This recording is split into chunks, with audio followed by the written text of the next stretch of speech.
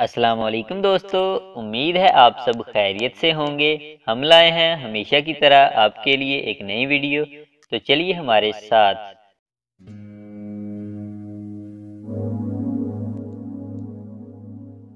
سر سید کی تحریر کی نمایاں ترین خصوصیت سادگی اور مقصدیت ہے۔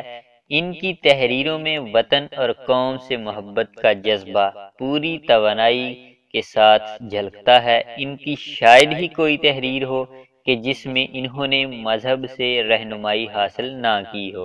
وہ سچے، کھرے اصول کے پکے اور باشعور مسلمان تھے۔ ان کی تحریریں ان کے اس انداز مسلمانی کی غماز ہیں۔ وہ اپنی عملی و فکری اہمیت دکھانے کے لیے نہیں بلکہ سمجھانے کے انداز میں لکھتے ہیں۔ خود انہی کی طرح ان کا اسلوب بھی مسلحانہ ہے۔ سر سید احمد خان 1817 میں دلی میں پیدا ہوئے۔ سر سید احمد خان مصلح قوم اور ایک بلند پایہ ادیب تھے۔ انہوں نے برصغیر پاک و ہند میں مسلمانوں کی حکومت کے زوال اور انگریزی حکومت کے عروج کو اپنی آنکھوں سے دیکھا۔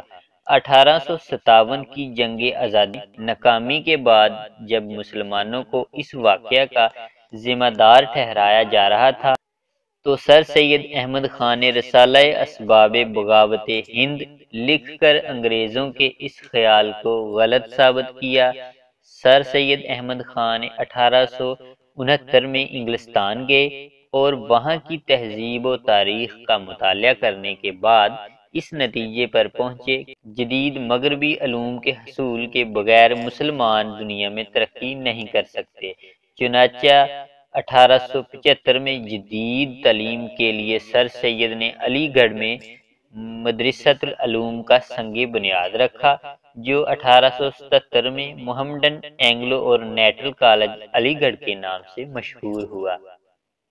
انہوں نے انگریزی رسائل اسپیکٹیٹر اور ٹیٹرل کی طرز پر 1875 میں اپنے رسالے تہذیب الاخلاق کا بھی اجرا کیا۔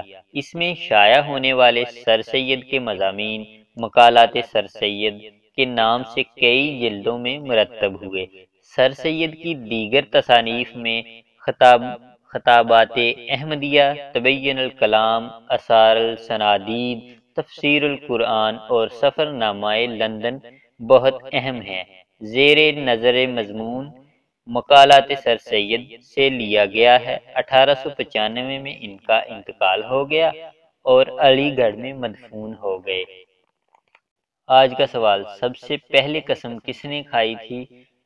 اس کا جواب ہمیں آپ کمنٹس میں ضرور دیں۔ اگر آپ کو ویڈیو پسند آئی ہو تو ویڈیو کو لائک کریں، اور اگر آپ ایسی ہی ویڈیوز دیکھنا چاہتے ہیں تو ہمارے چینل فراز ٹی وی کو سبسکرائب کریں اور اپنا اور اپنے ارد گرد کے لوگوں کا خیال رکھیں۔ ملتے ہیں ایک نئی ویڈیو کے ساتھ۔ اللہ حافظ۔